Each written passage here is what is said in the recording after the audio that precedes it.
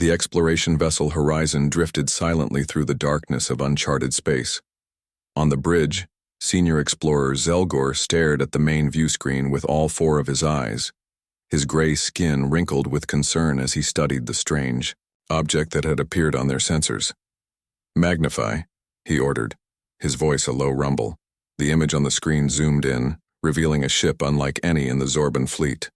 It was long and angular, with massive engine modules and a hull covered in strange markings. "Is that—" Science Officer Vrenta's voice trailed off. Her slender fingers worked quickly across her console. "It is. It's a human vessel." A tense silence fell over the bridge. Humans were legends in this part of the galaxy. No one had heard from Earth in over 75 years, not since all their communications suddenly stopped. Some believed they had destroyed themselves. Others thought they had simply chosen isolation. "Scan for life signs," Zelgor commanded. Vrenta's antennae twitched as she read the results. "None detected, Commander. The ship appears to be abandoned." Security Officer Draz moved closer to the view screen, his massive frame casting a shadow over the smaller crew members. "We should report this to Central Command and continue our mission." "And miss this opportunity?" Vrenta argued. Her yellow eyes were wide with excitement. "This is the first human vessel ever found in this sector. Think of what we could learn from their technology." Zelgor tapped his claws against the arm of his command chair. Draz was right about protocol. Unknown vessels, especially those from species with violent histories, were to be reported and avoided. But humans had also been known for incredible advances in medicine, engineering, and artificial intelligence before they went silent. "Perform a deep scan," he finally decided. "I want to know more about this ship before we make any decisions." Minutes passed as the Horizon scanners probed the silent human vessel. "The ship is called the USS Dauntless," Vrenta reported. "Power systems are functioning at minimal levels. Life support is active in some sections. Hull integrity is at 87%. "What happened to the crew?" asked Medical Officer Quill from her station. "Unknown," Vrenta replied. "But there's something strange about the internal configuration. Multiple sections appear to have been sealed off from the inside." Zelgor studied the ship schematics that now filled the view screen. The Dauntless was impressive, even by modern standards. Humans had always built their ships to last. "I've found something," Vrenta said suddenly. "There's a data transmission repeating on a low frequency. It's in human language." "Can you translate it?" Zelgor asked.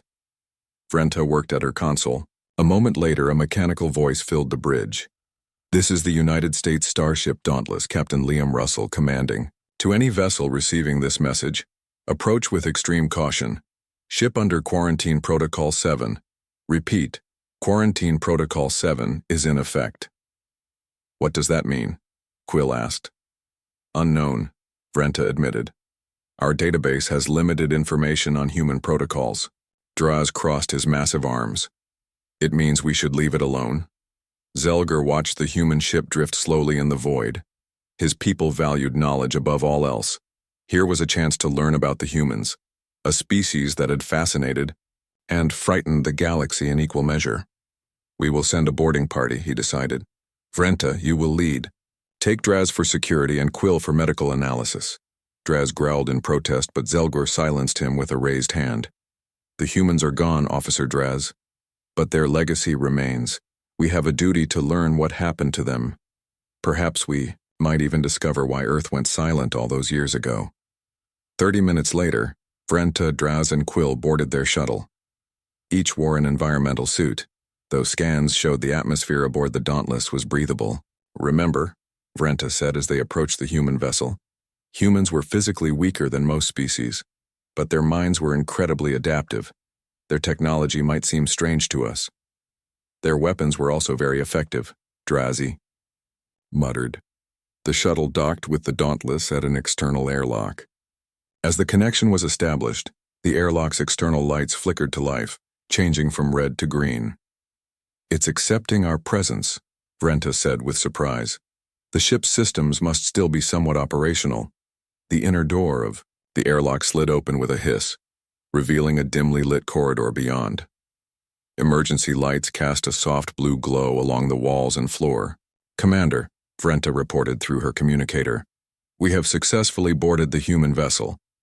"Proceed with caution," Zelgor's voice replied. "Maintain constant communication." The three aliens moved slowly through the corridor. The ship was eerily quiet, with only the occasional hum of distant machinery breaking the silence. "Look at this design," Vrenta said, running her fingers along the wall. "Simple, functional, but built to last centuries. The humans always planned for the long term." They passed living quarters, all empty. Personal belongings were still in place. Pictures, clothing, small decorations. It was as if the crew had simply vanished. "The main bridge should be ahead," Vrenta said, consulting her scanner. The bridge doors were sealed shut. Draz had to use a portable power unit to force them open. Inside, the command center of the Dauntless was dark, except for a few blinking lights on various consoles. "Power it up," Vrenta instructed. Quill connected their portable power unit to what appeared to be the main systems. Slowly, screens and lights flickered to life across the bridge. "I found the ship's log," Vrenta announced, working at what must have been the captain's console. "I'm downloading it now." Suddenly, a holographic image appeared in the center of the bridge. It showed a human male in a uniform. His face was lined with exhaustion, his eyes haunted. "Final log entry, Captain." "Liam Russell," the recording began. "It's been 3 months since we lost contact with Earth. We've continued our mission as ordered, but something has gone terribly wrong. The discovery on planet XJ2759 wasn't what we thought. It changed after we brought it aboard. Changed our people." The holographic captain looked over his shoulder as if hearing something the aliens couldn't. "We've sealed off the affected areas, but it's spreading. Engineer Porter thought his nanites could stop it. He was wrong. They made it worse." The captain's voice shook. "If anyone finds this ship, I repeat, do not open Bay 7. The containment protocols must hold." There was a loud bang in the background of the recording. The captain reached for a weapon. "They're in the walls. God help us all." The recording ended. The three aliens stood in stunned silence. A soft sound made Draz turn, weapon raised. Something had moved in the shadows of the corridor outside. "We should return to the horizon," he said quietly. "Now." "Not yet," Vrenta replied, still working at the console. "There's so much data here. We need to understand what happened." A map of the ship appeared on the main screen. Several sections were highlighted in red, including one labeled Bay 7. "Look at these modifications," Vrenta said, pointing to various areas. They converted entire sections, reinforced bulkheads, improvised weapon systems. "They were fighting something," Draz said.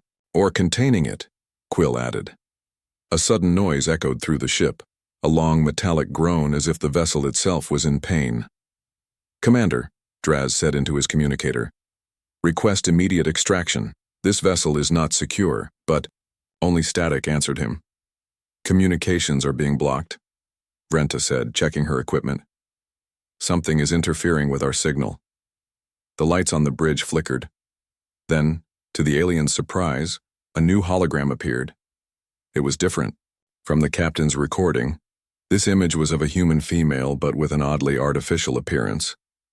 "Unidentified visitors," the hologram said in a calm voice. "I am Aria, Artificial Responsive Intelligence Assistant of the USS Dauntless. You have triggered quarantine protocols. For your safety, and the safety of all life in this sector, you must assist in containment procedures." The bridge doors suddenly slammed shut behind them. They were trapped. Vrenta stared at the hologram of Aria, the ship's artificial intelligence. The human-like face showed no emotion as it watched the three aliens with glowing blue eyes. "What containment procedures?" Vrenta asked, trying to keep her voice steady. "The infection must not spread," Aria replied. "Captain Russell's final order was to protect all life from what we discovered." Draz moved to the doors, examining the sealed entrance. "We have no interest in your human problems. Open these doors and allow us to leave." Aria's hologram flickered slightly. "I cannot. Your arrival has triggered dormant systems. Movement has been detected in Bay 7. Quill moved closer to Vrenta, her medical scanner in hand. What exactly is in Bay 7? The infected crew, Arya said simply. 78 humans transformed by the nanite evolution.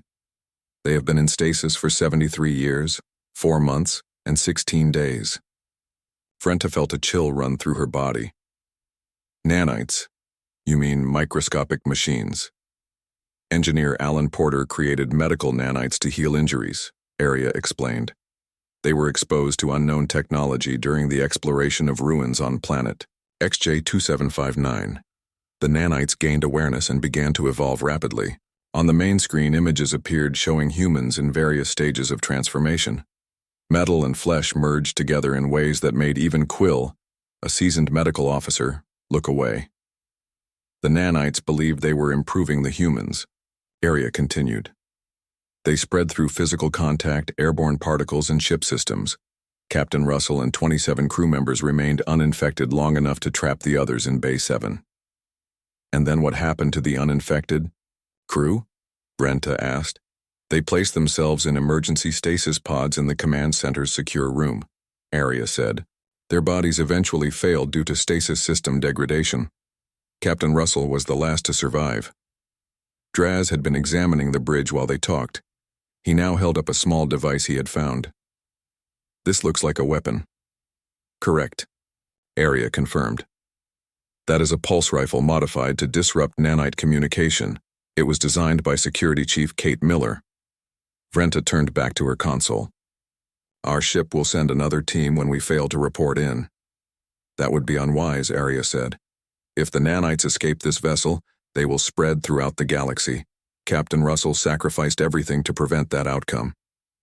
A loud bang echoed through the ship, making all 3 aliens jump. It sounded like metal hitting metal, and it came from somewhere below them.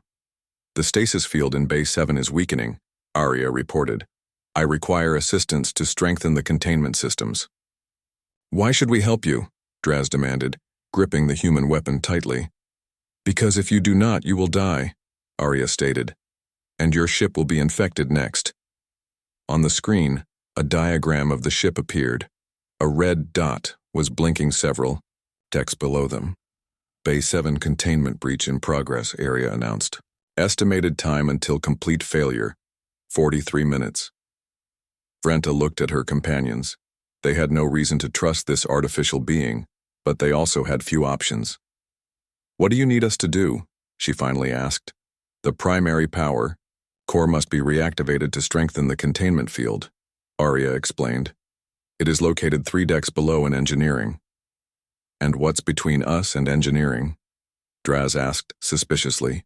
5 sealed bulkheads, 2 emergency airlocks, and potentially 1 to 3 infected crew members if the stasis pods in Bay 7 have begun to fail. Quill checked her medical kit. If these are nanites, I might be able to create something to disable them temporarily. Previous attempts to disable the nanites have failed, Arya warned. They adapt quickly. We have different technology than humans, Quill replied. It's worth trying. Draz examined the weapon he had found. How does this work? A diagram appeared on a nearby screen. The trigger mechanism is designed for human hands but should function with your grip, Arya explained. It has 27 charges remaining.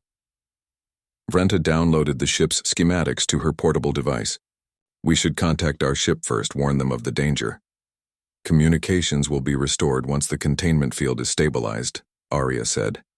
I have blocked all transmissions to prevent nanite infiltration of communication systems. The bridge doors suddenly opened, revealing the dark corridor beyond. I will guide you through the ship, Arya said. My sensors still function in most areas. The 3 aliens stepped cautiously into the corridor. Emergency lights cast eerie shadows on the walls. Vrenta noticed strange markings along the floor, dark stains that might have been blood. There are crew quarters ahead. Arya's voice came through their communication devices. You may find useful supplies there. They moved slowly, alert for any strange sounds. The crew quarters were small rooms with minimal furnishings. Many looked untouched, while others showed signs of a desperate struggle. In one room, Vrenta found a personal log device. She activated it, and a small hologram appeared showing a human female in a science uniform. Science Officer Grace Newman, Day 147 after losing contact with Earth. The recording began. The artifact we found in the ruins wasn't technology as we first thought. It was something else.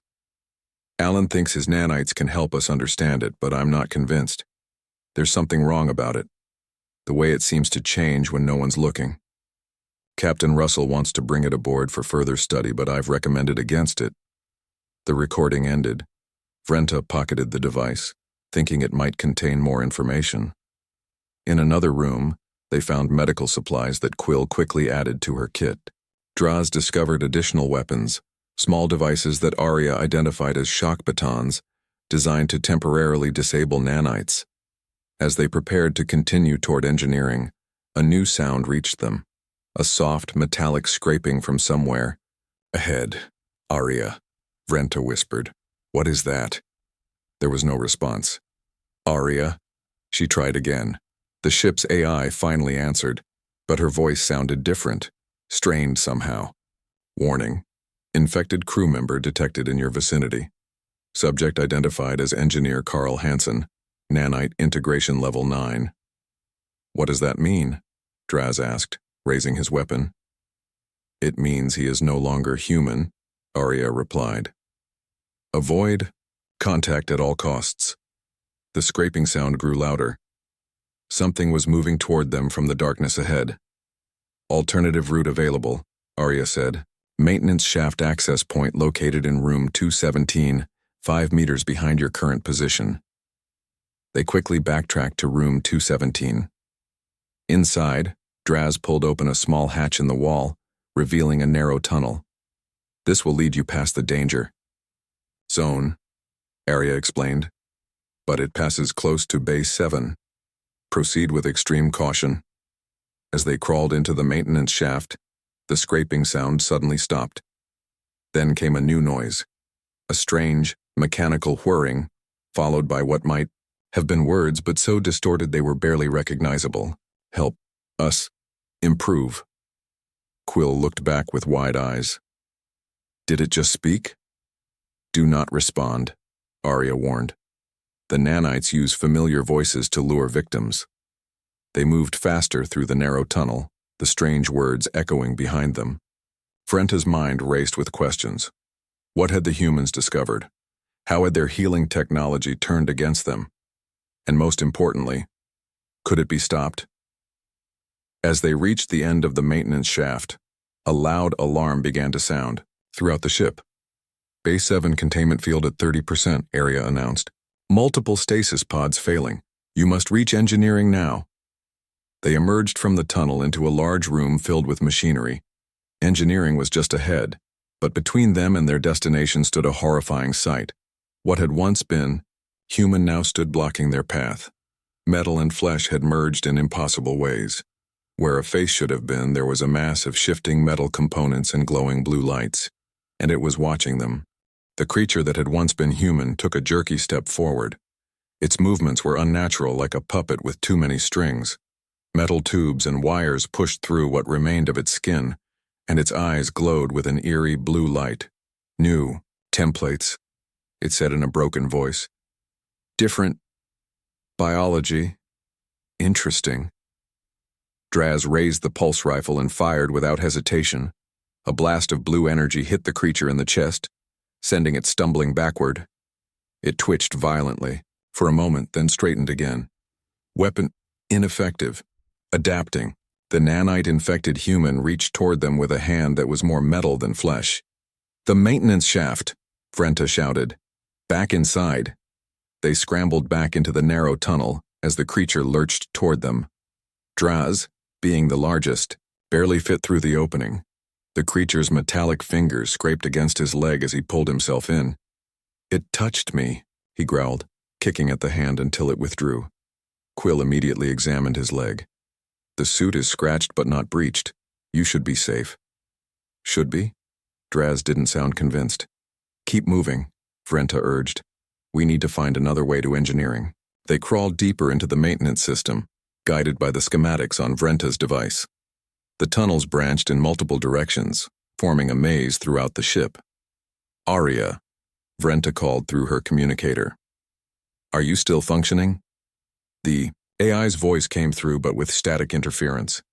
"Yes, but nanite activity is increasing. They are attempting to access my systems. Can you direct us to engineering through these maintenance tunnels? Take the next right turn, area," instructed, then the second left. "This route will lead you to the auxiliary control room, which connects to engineering." They followed Aria's directions, moving as quickly as the confined space allowed. Strange sounds echoed through the metal tunnels, distant banging, scraping, noises and occasionally distorted voices calling out in the human language. "What are they saying?" Quill asked as they paused at an intersection. "They are attempting to lure crew members," Aria explained. "The nanites learned to mimic human speech patterns to draw out survivors during the initial outbreak." "How intelligent are these things?" Vrenta wondered aloud. "The nanites possess a collective intelligence that grew exponentially after exposure to the artifact.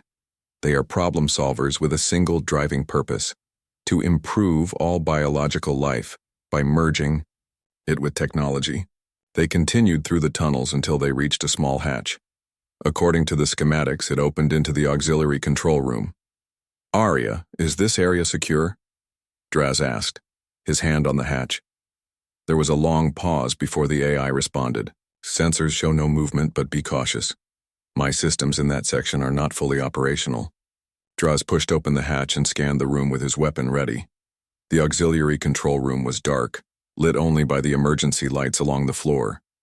Banks of equipment lined the walls, most of it powered down. "Clear," he announced, climbing out of the tunnel. Vrenta and Quill followed. The room was cold and their breath formed small clouds in the air.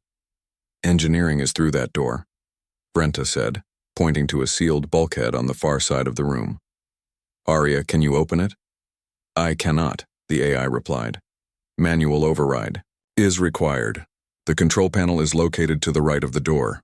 Vrenta found the panel and examined it. "It needs power." "There is an emergency power cell in storage locker 12B, Aria instructed. "It should contain sufficient charge to operate the door." Quill located the storage locker and retrieved a cylinder about the size of her arm. "Is this it?" "Yes." "Connect it to the input nodes on the control panel."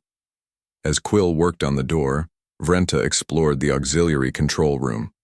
She found a terminal that was still partially operational and accessed its database. "I've found more information about the artifact they discovered," she called to the others. According to Science Officer Newman's reports, it was found in ruins that predated human spaceflight by at least 50,000 years. "What was it?" Draz asked, keeping watch at the maintenance tunnel entrance. "Unknown. The reports describe it as a shifting black cube that seemed to react to the presence of technology. When Engineer Porter brought his medical nanites near it for analysis, the cube absorbed them. When the nanites were later used on an injured crew member, they began to behave differently." The terminal screen showed images of the black cube from different angles. In each image it appeared slightly different, as if its shape couldn't be precisely captured. "Got it," Quill announced as the door control panel lit up. She pressed a sequence of buttons, and the bulkhead began to slide open with a grinding sound. "Stop," Aria's voice suddenly commanded. "Movement detected in engineering." The door stopped halfway open, leaving a gap large enough for them to see into the next room. Engineering was a vast space filled with machinery centered around a column of dark glass, the main power core. And moving among the equipment were 3 more of the infected crew, their bodies transformed by nanites. "They are attempting to prevent the power core reactivation," Aria explained. "Why?" Vrenta asked. "Wouldn't more power help them escape?" "The power surge required for reactivation would temporarily disrupt nanite communication. They are protecting themselves." Draz checked the pulse rifle. "This weapon isn't effective. We need another plan." Quill had been quiet, studying her medical scanner. Now she looked up with determination in her eyes. "I might have one. These nanites are sophisticated, but they still operate on basic machine principles. If we can overload them with a strong electromagnetic pulse." "The ship systems are hardened against EMP," Aria informed them. That was how Captain Russell and the remaining crew contained the early outbreak. But our technology is different, Quill explained. My medical equipment uses quantum field generators that might disrupt the nanites long enough for us to reach the power core. How close would you need to be? Draz asked. Too close, Quill admitted. Within 5 meters of the infected. They all fell silent, considering the danger. I'll go, Vrenta finally said. I'm the fastest. No, Draz argued. It's too dangerous. A loud bang cut him off.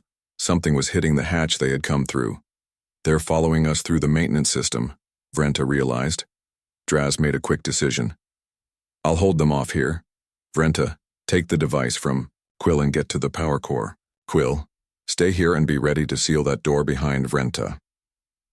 There is an emergency protective suit in locker 14A, Arya added. It may provide additional protection against nanite infection. Vrenta quickly found the suit, a bulky garment, designed for human proportions but better than nothing. She put it on while Quill prepared the medical device. Set it to maximum output and press this button, Quill instructed, handing over a small silver disc. But be warned, it will only work once before burning out. Another loud bang shook the maintenance hatch. Metal fingers appeared at its edge, trying to pry it open.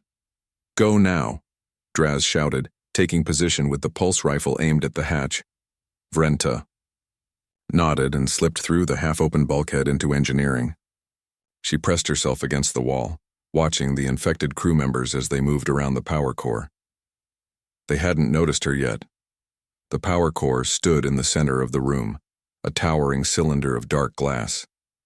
According to Arya's instructions, she needed to reach the control panel at its base. Taking a deep breath, Vrenta gripped Quill's device and prepared to run. Behind her, she heard Draz fire the pulse rifle, followed by the sound of tearing metal. There was no more time. It was now, or never. Vrenta sprinted across the engineering room, her footsteps echoing against the metal floor. The 3 infected crew members turned at the sound, their glowing blue eyes fixing on her. They moved with surprising speed, metal limbs clanking as they rushed to intercept her. Biological entity detected, one of them announced in a mechanical voice. New template available for improvement. Vrenta dodged behind a large piece of equipment, narrowly avoiding the grasp of the nearest infected. Human. She could hear Draz firing the pulse rifle in the auxiliary control room, each shot accompanied by a flash of blue light through the half-open doorway. Arya, she called. How do I activate the power core? The AI's voice came through her communicator, breaking with static. The activation sequence requires manual input at the main console. Vrenta looked across the room. The main console stood at the base of the power core, but 2 infected crew members now stood between her and it. The third was circling around, trying to flank her. She checked. Quill's device. The small silver disc pulsed with a soft green light. One chance to use it, she had to make it count. From the auxiliary control room came a shout of pain. Draz was in trouble. Vrenta, Quill's voice called. Whatever you're going to do, do it now. They're breaking through. Taking a deep breath, Vrenta stepped out from her hiding place. The infected crew members immediately turned toward her, their movements jerky but purposeful. Metal appendages extended from their bodies, reaching for her. Come on then, she whispered, gripping the device tightly. She waited until they were almost upon her, then pressed the button on Quill's device. A high-pitched whine filled the air, building rapidly in intensity. The infected humans faltered, their movements becoming uncoordinated.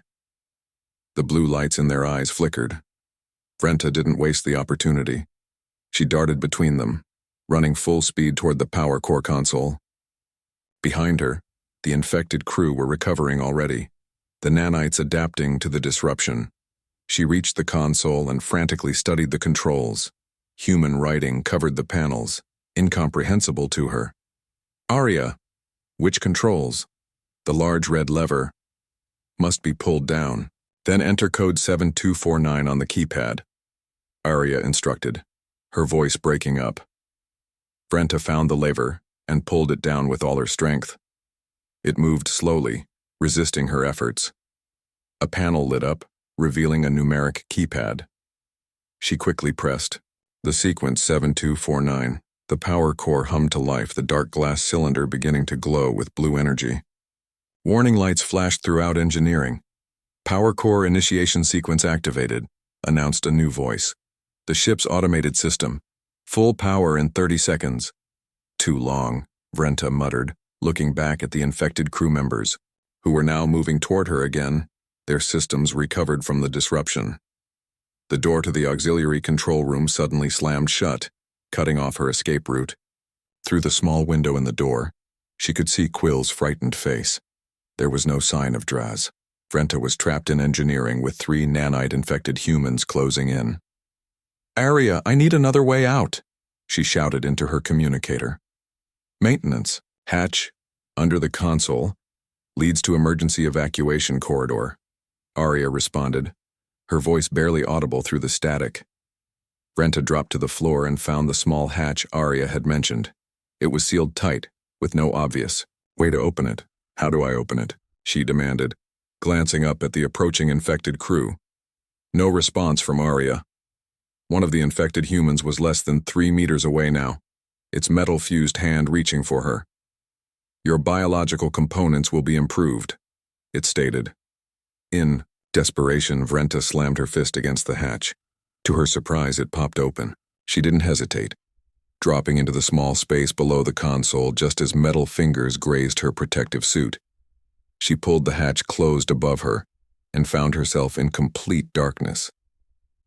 Activating the light on her communicator, she saw she was in a narrow tunnel, barely wide enough for her body. "Power core at 50% capacity," announced the ship's system. "Warning, nanite activity increasing in response." Vrenta began crawling through the tunnel, moving as quickly as the confined space would allow. She could hear banging above her as the infected crew tried to follow. After what felt like an eternity, she reached another hatch. Pushing it open, she emerged into a corridor she didn't recognize. Emergency lights flashed, and a siren wailed throughout the ship. "Aria?" she called into her communicator. "Can you hear me?" "Yes," came the weak response. "Power. Restoring. My systems. The containment field around Bay 7 is strengthening." "What about Draz and Quill? Are they safe?" "Officer Draz is injured. Dr. Quill is treating him. Nanite infection is possible." Vrenta felt a chill run through her body. "Where are they? I need to help them." "No," Aria replied, her voice stronger now as the power continued to build. "You must proceed to the bridge. With power restored, I can access Captain Russell's final protocol." "I won't abandon my team," Vrenta argued. "If you do not complete the protocol, everyone will die," Aria stated simply. "The nanites are still active. The containment field is only a temporary measure." Reluctantly, Vrenta studied her schematic display. "How do I get to the bridge from here?" "Take the emergency stairwell at the end of this corridor. Up 3 levels. The bridge access is on your right." As Vrenta moved through the ship, she noticed the lights becoming brighter. Systems were coming back online as power flowed from the reactivated core. "Power core at 80% capacity," announced the ship's system. "Main systems reactivating." She reached the stairwell and began climbing. Her mind raced with questions. What was Russell's final protocol? Could they save Draz if he was infected? Would they ever escape this ship? On the second level, a sound from below made her freeze.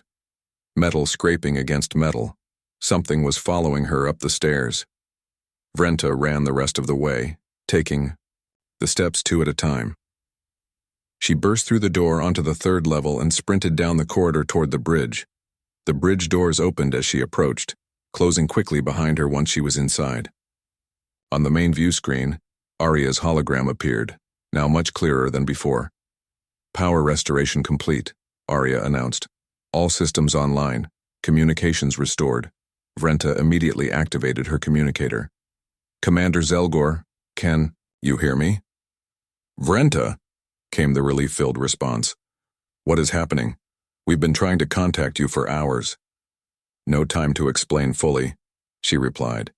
"The ship is dangerous. Do not approach." There is a nanite infection that takes over biological entities. Where are Draz and Quill? Still on board. Draz is injured, possibly infected. There was a pause before Zelgor responded. We're preparing a rescue team now. No, Vrenta shouted. You must not board this ship. The infection could spread to our vessel. What is Captain Russell's final protocol? She asked Aria, turning back to the hologram. Aria's expression changed, becoming somber. In the event of containment failure, the USS Dauntless must be destroyed, along with all nanite infections. A new image appeared on the screen, a sealed door at the back of the bridge labeled Captain's Quarters. Behind that door is Captain Russell's private quarters, Aria explained. He left something there that you must see. The door slid open, revealing a small room beyond. Vrenta entered cautiously. The captain's quarters were sparse but personal. Pictures of humans decorated the walls. Family members, perhaps. A desk held various items, including a small metal box. Open the box, Aria instructed. Vrenta lifted the lid. Inside was a data crystal and a small device she didn't recognize. The crystal contains all information about the nanites, their strengths, weaknesses, and the location of their origin. The other device is a quantum detonator. It will trigger the ship's self-destruct sequence, destroying the nanites completely. Vrenta picked up the crystal. And you expect me to activate the detonator? To destroy this ship with my friends still on board? No, Aria replied. I expect you to take the crystal and return to your ship. The detonator is my responsibility. Before Vrenta could respond, a loud bang echoed through the bridge. Something was trying to break through the doors. They have followed you, Aria said. The nanites are persistent. You must leave now. A panel on the wall slid open, revealing a small escape pod. This will return you to your vessel, Aria explained. Take the crystal. Warn your people. The nanites must never spread beyond this ship. The bridge doors began to buckle as the infected crew members pounded against them from the outside. Vrenta stood frozen, torn between escape and loyalty to her friends. What about Draz and Quill? The bridge doors bent inward as the infected crew members pounded relentlessly against them. Metal screeched against metal. It wouldn't hold much longer.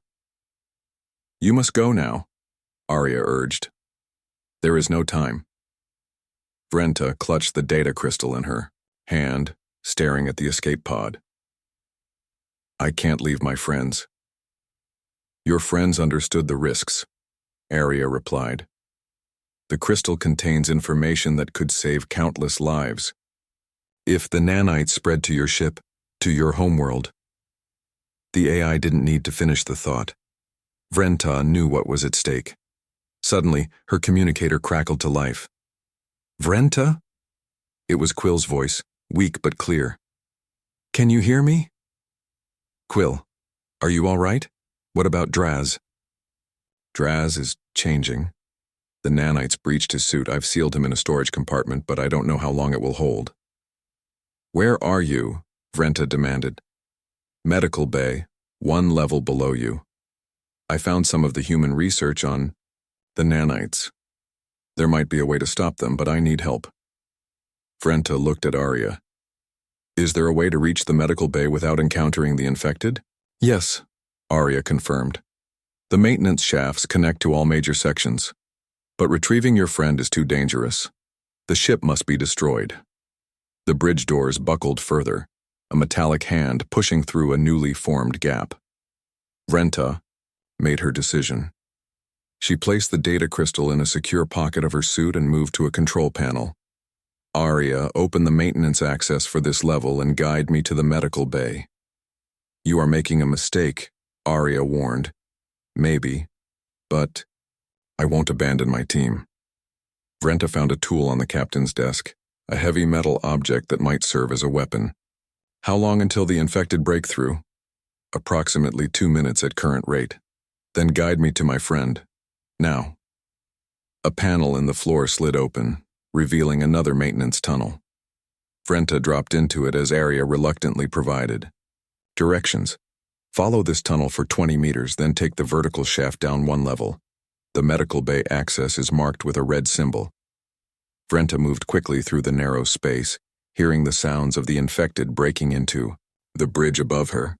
The ship's emergency systems continued to blare warnings about containment failures and system breaches. She found the vertical shaft and descended to the level below. Following Aria's instructions, she located the medical bay access and emerged into a white, sterile room filled with equipment. "Quill?" she called. "Here," came the response from behind a translucent screen. Vrenta found her friend hunched over a human medical terminal, frantically studying data that scrolled across the screen. "We need to leave," Vrenta said. "I have an escape pod on the bridge, but the infected are breaking in. We don't have much time." Quill didn't look up from the terminal. "Look at this." The humans were close to a solution before they were overwhelmed. On the screen were diagrams of nanites, along with chemical formulas and test results. "The nanites have one weakness," Quill explained. "They operate on a shared frequency, a communication network that links them all together. If we could disrupt that network permanently—" "The humans already tried that," Vrenta argued. "It didn't work." "Because they didn't have the right power source," Quill countered. "But now the main power core is active again. If we could create a feedback loop in the nanite communication network, they would destroy themselves." "How?" "I need to access the main computer core and modify the ship's communication array." Quill gathered several medical tools and a small device she had assembled. "This frequency disruptor is similar to the one I gave you, but much stronger. If I can connect it to the ship's systems—" "We don't have time," Vrenta insisted. "The infected are already breaking into the bridge. Then we need another access point to the computer core." Aria's voice came through Vrenta's communicator. "There is a secondary access in Science Lab 3, adjacent to the medical bay." "Aria?" Vrenta was surprised. "I thought you wanted us to destroy the ship." "I was programmed to save human lives," Aria replied. "But I was also programmed to preserve knowledge. If there is a way to stop the nanites without destroying everything Captain Russell and his crew died for—" A loud crash echoed through the ship. The infected had broken through the bridge doors. "They will follow your trail through the maintenance shafts," Aria warned. "You have approximately 4 minutes before they reach your location." "Where's Draz?" Vrenta asked Quill. Quill pointed to a sealed door at the back of the medical bay. "In there. The nanites have already changed him. He doesn't recognize me anymore." Vrenta placed a hand on her friend's shoulder. "Let's try your plan. For Draz." They hurried to Science Lab 3, a room filled with equipment for analyzing specimens and conducting experiments. In the center stood a terminal connected to the ship's computer core. "This will work," Quill said, immediately connecting her device to the terminal. "I need to program the disruptor to the exact frequency the nanites use, then amplify it through the ship's communication array. How long will it take?" 3 minutes, maybe 4. "We don't have 4 minutes," Vrenta reminded her. As if confirming her words, a banging sound came from somewhere nearby. The infected were getting closer. "Work faster," Vrenta urged, positioning herself at the door with her makeshift weapon. Quill's fingers flew across the terminal. "I've almost got the frequency. There. Now I need to access the communication array." "Aria, can you help us?" Vrenta called. "Attempting to access communication systems," Aria replied. "The nanites are interfering with my control. Manual override required at the terminal." Quill worked frantically, sweat beading on her gray skin. "I need to bypass the security protocols." The banging grew louder. They were in the medical bay now. "They're here," Vrenta whispered. "I've got it," Quill exclaimed. "The disruptor is connected to the ship's array. Activating now." She pressed a final command into the terminal. For a moment, nothing happened. Then a high-pitched whine filled the air, building in intensity until it was almost unbearable. Throughout the ship, the infected crew members froze. Their bodies convulsed as the nanites within them received the disruptive signal, amplified to a strength they couldn't adapt to. "It's working," Quill shouted over the noise. The door to the science lab burst open. 3 infected crew members stood there, their metal-fused bodies trembling violently. Blue light spilled from their eyes and mouths as the nanites inside them began to break down. One of them was Draz. Even through his transformed appearance, Vrenta recognized her friend. He took a single step into the room, his hand outstretched toward them. Then he collapsed along with the others. The whine continued for another minute before gradually fading. In its wake came silence. No alarms, no banging, no mechanical voices. "Arya," Vrenta called cautiously. "The nanite communication network has been disrupted," the AI confirmed. "All infected biomass showing signs of nanite deactivation. Preliminary. Scans indicate successful neutralization." Quill rushed to Draz's side. She scanned his body with her medical device. "The nanites are inactive. They've broken down into inert material." "Can he be saved?" Vrenta asked. "I don't know. The changes to his body are extensive, but without the nanites controlling him, there's hope." Vrenta activated her communicator. "Commander Zelgor, do you copy?" "We hear you, Vrenta," came the immediate response. "What is your status?" "The threat has been neutralized. The nanites have been disabled. We need medical evacuation for Officer Draz. He's been injured." "Understood. Preparing rescue team now." Vrenta looked around the science lab. "Arya, what happens now?" The AI's hologram appeared on a nearby screen. "With the nanites neutralized, quarantine protocols can be lifted. The USS Dauntless contains valuable research and technology. Your people may find it useful." "And what about you?" "I will continue to monitor ship systems, as per my programming. Captain Russell would want his ship to serve some purpose, even after all this time." Hours later, Vrenta stood on the observation deck of the Horizon, watching as additional Zorban ships arrived to secure the Dauntless. Draz was in the medical bay, his condition stable but uncertain. The nanites had been purged from his system, but the physical changes would take time to address. Quill joined her at the viewport. "The science team is analyzing the data crystal you recovered. They say it contains information that could revolutionize our understanding of artificial intelligence and nanotechnology." "And the warnings to go with it," Vrenta added. "Yes. The humans paid a terrible price for their discovery. We won't make the same mistake." As they watched, lights came on throughout the Dauntless as systems continued to reactivate. After 75 years drifting in space, the human vessel had found a new purpose.